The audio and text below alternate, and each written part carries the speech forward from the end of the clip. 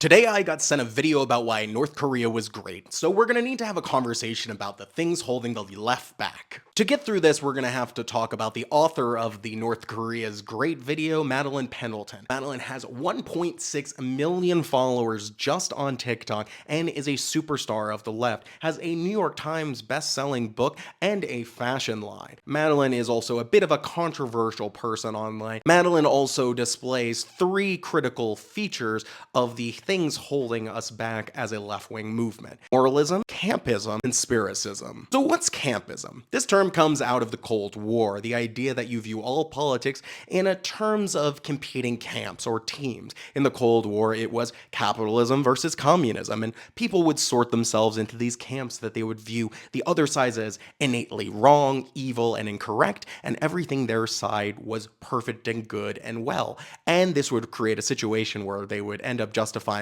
a lot of horrible things their side were doing, and then also believing a lot of conspiracy theories about the other side. This also results in an incredible ignorance and a lack of push to actually learn about the topics that you start feeling very intensely about, as Madeline describes right here.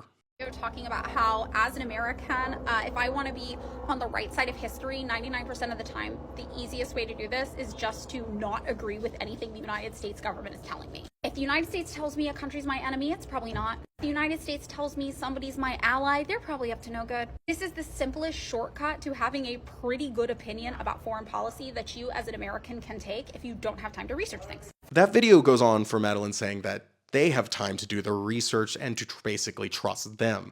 But this is a big danger because by Madeline presenting themselves as a trustworthy source, people are going to believe they actually have put the time in. And when we look at the situation around their comments around North Korea, it is quite clear they have not. As most of the information they have seems to be coming from a North Korean Twitter influencer and also from a book that focuses specifically from the years 1945 to 1950, as in before the war and immediately after Japanese occupation, which, if you know your history, was notoriously brutal. Moralism. Instead of your politics being about achieving material goals, winning elections, achieving some big political change, or even small ones, it is about being good and fighting against evil. It is about not the material thing that is happening, but rather your moral feelings about something and making sure that you only do the moral thing. This is a big problem because instead of viewing politics as competing interests, as conditions happening within history, it takes the approach that you are instead a person fighting for good in an eternal struggle against good versus evil. You flatten everything out. It is done away with. We no longer have materialism. We have what can only be described as romantic leftism. You are instead a hero fighting in this great battle, instead of a person pushing a political mission, a goal happening in reality. We can see this quite clearly in Madeline's positions around electoralism, in advocating for people not to vote for Harris, and most importantly, pushing their moral, personal positions of not wanting to be participatory in something evil that could possibly happen because of voting for a Democrat, instead of looking at the material reality of what would happen if Donald Trump became president. And we can see the big problem of someone who cares more about their personal morality and how they will feel at the end of the day than the outcomes that happen from those elections. We now live in a situation where half of the world's foreign aid was cut. People have died from this. We live in a situation where the war in Ukraine has deteriorated because of Donald Trump's actions. And likewise, Netanyahu feels completely free to do whatever he wants because of the endorsement of Donald Trump for him to do so. These are all situations and outcomes that have gotten noticeably and dramatically worse because Donald Trump is the president. When you have 1.6 million followers and that much of a platform, you have the ability to change things and shift votes. And this is a problem when many, many people think instead of themselves, their individual choice, their individual morality over the outcomes for everyone. If you flatten down all of history into a battle of good versus evil, and if you have a knee-jerk reaction to believe everything said and believed by America is innately wrong and the opposite must be true, you end up with conspiracism and believing in a particular vein of it called Americentrism. This is the idea that America is innately the one causing everything to happen around the world. And it presents the idea that behind every situation happening everywhere, everywhere is a CIA coup. And this is a bit of an absurd situation, and once again flattens down all of history and all domestic politics and all movements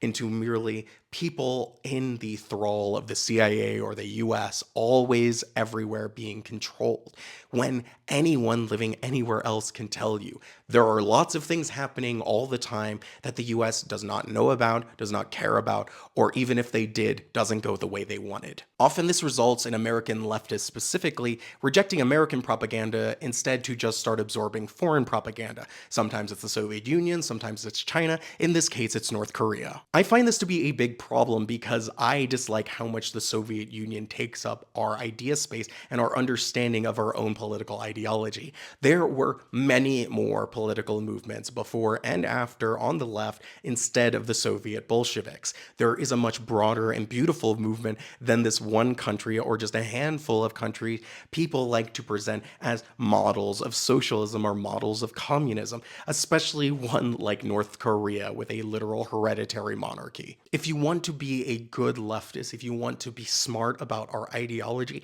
you need to be learning from a lot of different places what is happening now and then. You need to be looking for answers and inspiration in many places, and also understand that those in the past quite clearly were not able to solve the problems, and thus we need to figure out where they went wrong and how we can do it better, because otherwise we are just trying to live in a nostalgia of the past, which makes us no different to so many other political ideologies that have, instead of embracing our material conditions to solve our problems, instead embrace fantasy and hope to get back to a reimagined past. And for me, the thing that I think is most important is that in this moment where the American Republic is crumbling, instead of using their platform to warn people, to organize, to fight back against the rise of fascism, they instead want to engage in conspiracy theory, engage in lionizing authoritarian regimes,